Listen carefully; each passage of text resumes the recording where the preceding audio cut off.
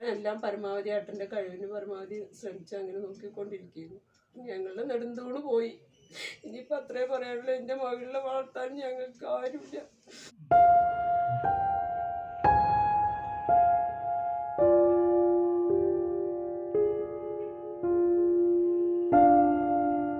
എല്ലാവരും സഹായിക്കണം ഞങ്ങളെ.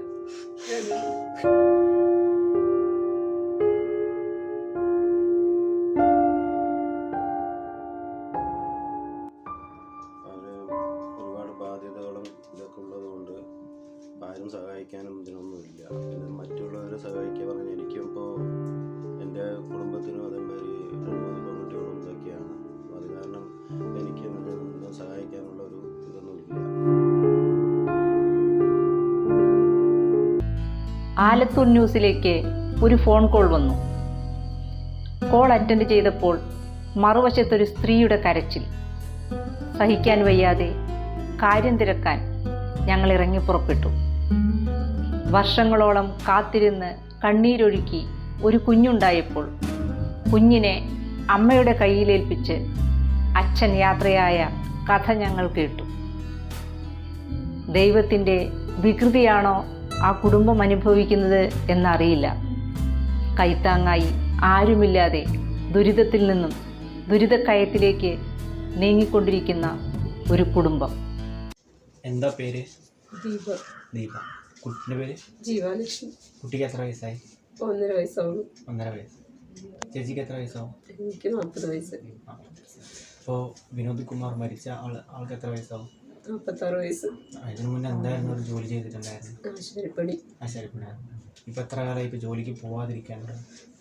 പോവാതിരിക്കാൻ പോവും. അസുഖം ഇതാകുമ്പോൾ ഇങ്ങനെ പോവും ചെയ്യും. അങ്ങനെയൊക്കെ തന്നെ. മറ്റാരും സഹായിക്കാനായിട്ടാണെന്നും ഉണ്ടാകും? ആരുമില്ല. നമ്മൾ പഞ്ചായത്തിൽ അറിയിച്ചിരുന്നോ? ഇല്ല. പഞ്ചായത്ത് ഭാഗത്തും അറിയിക്കുകയൊന്നും ചെയ്തിട്ടില്ല? ഇല്ലില്ല. നമ്മൾ അങ്ങനെ ഒരുപാട് ഇതില്ലല്ലോ പറഞ്ഞിട്ട് അങ്ങനെ ഒരു വിധം പോയിക്കൊണ്ടിരിക്കണോണ്ട് അങ്ങനെ കഴിഞ്ഞു പോകണമെന്ന് മാത്രം. ഏകദേശം ഓപ്പറേഷൻ എത്ര രൂപ വേണമെന്നൊരു പറഞ്ഞിട്ടുണ്ടായിരുന്നു?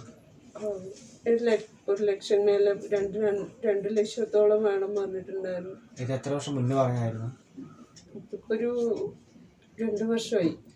എന്നിട്ടും നിങ്ങൾ 2 വർഷമായിട്ടും പഞ്ചായത്തിലും മറ്റുള്ള സഹായത്തിനായിട്ട് ആരും സമീപിച്ചില്ല?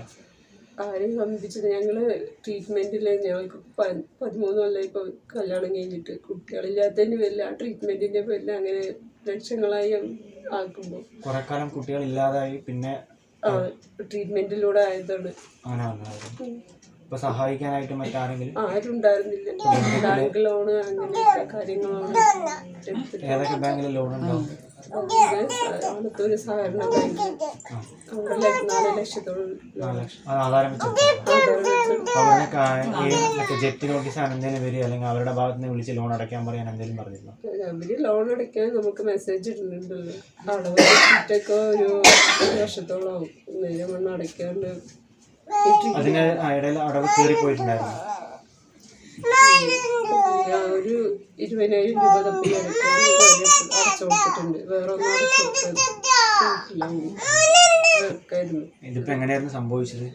സംഭവിക്കുക പറഞ്ഞാൽ മരുന്ന് കഴിച്ചുകൊണ്ടിരിക്കുന്നത്. പക്ഷെ മൂപ്പർക്ക് നല്ല ടെൻഷൻ ഉണ്ട്, കാര്യങ്ങളുണ്ട്, വേദനയുണ്ട്, ഇതിനൊക്കെ ഉണ്ടാവുമായിരിക്കും. പക്ഷെ അതൊന്നും വീട്ടുകാർ ഞങ്ങൾക്ക് ആരുമില്ല. ഞങ്ങൾ വയസ്സായ അച്ഛനും അമ്മേനും. അച്ഛനും ഒന്നിനും പറ്റില്ല. അച്ഛൻ ഇപ്പോൾ എൻ്റെ കല്യാണം കഴിഞ്ഞ് 13 വർഷത്തിലൊരു 2 വർഷം എങ്ങനെയെങ്കിലുമൊക്കെ അങ്ങനെയൊക്കെ സംസാരിച്ച് നടക്കുന്നത്. ഇപ്പം മൂപ്പർക്ക് തീരെ വയ്യ. ഒന്നും നമ്മൾ പറയണമൊന്നുമല്ല അനുസരിക്കുന്നത്.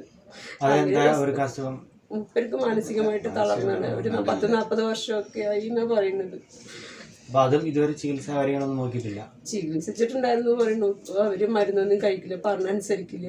അപ്പൊ ഞങ്ങൾ അങ്ങനെ ആരും അതിനെ കുറിച്ചൊന്നും ആരോടും പറയല്ല. അപ്പൊ മൂപ്പര് അങ്ങനെ നടക്കണം, അങ്ങനെ മരുന്ന് കഴിക്കാൻ പറയുന്നത്. ഞങ്ങൾ ആരും ഇങ്ങോട്ട് സംസാരിക്കുക കയർക്ക് സംസാരിക്കുക ഒന്നും ചെയ്യാണ്ടിരുന്ന അങ്ങനെ ഒരു നോർമൽ അത്രയൊക്കെ തന്നെ. അല്ലാണ്ട് ഞങ്ങൾ ആരും ഇപ്പൊ നമ്മൾക്ക് അതിനെക്കുറിച്ച് വെറുതെ ഒരാളോട് ഇതാവണമെന്നൊന്നും ഉണ്ടായിരുന്നില്ല.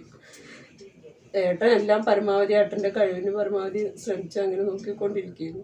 ഞങ്ങളുടെ നെടുന്തൂണ് പോയി. ഇനിയിപ്പോൾ അത്രേ പറയാനുള്ളൂ. എൻ്റെ മകളെ വളർത്താൻ ഞങ്ങൾക്ക് ആരുമില്ല. വീട് ആരുടെ പേരില്ല? വീട് അച്ഛൻ്റെ പേരിലാവും. അച്ഛൻ്റെ പേരിൽ. അച്ഛൻ എന്തെങ്കിലും ജോലി ചെയ്തിരുന്നോ മുന്നേ? അച്ഛൻ ഈ 10-13 കൊല്ലമായിട്ട് ജോലിക്കൊന്നും പോകണമെന്ന് ഞാൻ കണ്ടിട്ടില്ല. ഇവിടെ വന്നിട്ട് ഇപ്പോൾ എത്ര വർഷമായിട്ടുണ്ടാവും? ഞാൻ വന്നിട്ട് അതെ, കല്യാണം കഴിഞ്ഞ മുതലേ ഇവിടെ തന്നെയായിരുന്നു, അവിടെ തന്നെ. വേറെ പോയിട്ടുണ്ട്. ഇല്ലില്ല ഇപ്പോൾ ഈ രണ്ടുപേരും മാത്രമേ ഉള്ളൂ, കുടുംബക്കാരെല്ലാവരും സഹായിക്കാനുമില്ല. ഇല്ലില്ല. എനിക്ക് അച്ഛനും അമ്മയിലൊക്കെ സഹായിക്കും.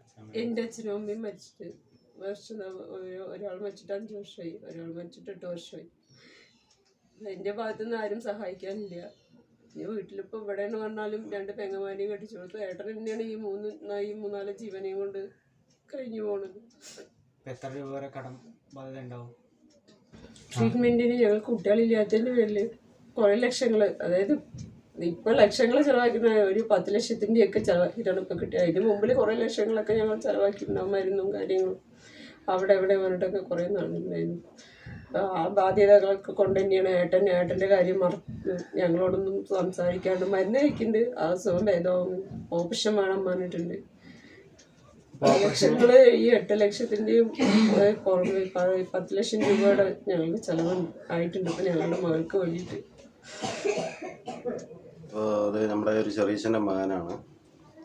അവന് ഒരുപാട് ബാധ്യതകളും ഇതൊക്കെ ഉള്ളത് കൊണ്ട് ആരും സഹായിക്കാനും ഇതിനൊന്നുമില്ല. പിന്നെ മറ്റുള്ളവരെ സഹായിക്കുക പറഞ്ഞാൽ എനിക്കും ഇപ്പോൾ എൻ്റെ കുടുംബത്തിനും അതേമാതിരി 2-3 പെൺകുട്ടികളും ഇതൊക്കെയാണ്. അപ്പോൾ അത് കാരണം എനിക്ക് സഹായിക്കാനുള്ള ഒരു ഇതൊന്നുമില്ല. ഞങ്ങൾക്കൊരു 10-15 ലക്ഷം രൂപൻ്റെ കടമുണ്ട്. അത് ബാധ്യതകളൊന്ന് തീർക്കാനുള്ള സഹായം ഞങ്ങൾക്ക് വേണം. എല്ലാവരും സഹായിക്കണം ഞങ്ങൾ.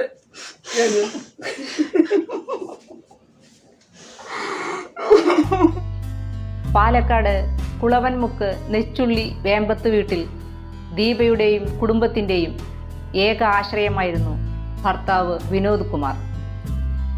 കരൾ സംബന്ധമായ അസുഖം മൂലം കഴിഞ്ഞ ദിവസം വിനോദ് മരണപ്പെട്ടതോടെ 1.5 വയസ്സുള്ള മകൾ ജീവയുടെയും ദീപയുടെയും ജീവിതം വഴിമുട്ടിയിരിക്കുകയാണ്.